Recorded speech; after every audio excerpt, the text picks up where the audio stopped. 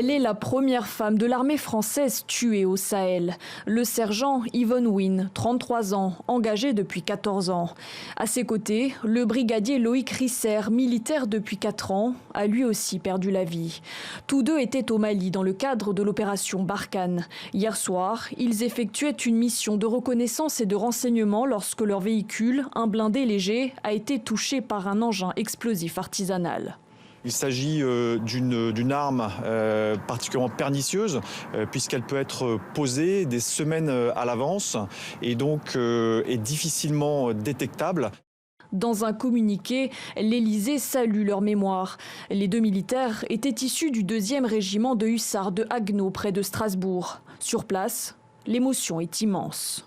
Je suis touché puisque j'ai décidé de les engager. Je les ai sentis tous les deux près. Et aujourd'hui, évidemment, le chef de corps a une petite partie de lui-même qui est impactée. C'est bien une épreuve humaine aujourd'hui.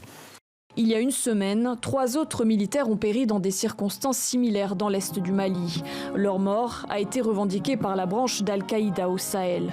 Depuis 2013, 50 soldats français ont été tués dans la région dans les opérations anti-djihadistes Serval et Barkhane. La force Barkhane, justement, est présente dans 5 pays du Sahel. En 2020, la France a engagé 600 soldats supplémentaires, portant ses effectifs sur place à plus de 5000.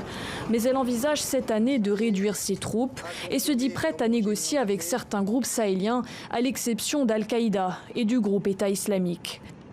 Au Sahel, les attaques terroristes, elles, ne faiblissent pas. 2 tiers du territoire malien échappent toujours au contrôle des autorités.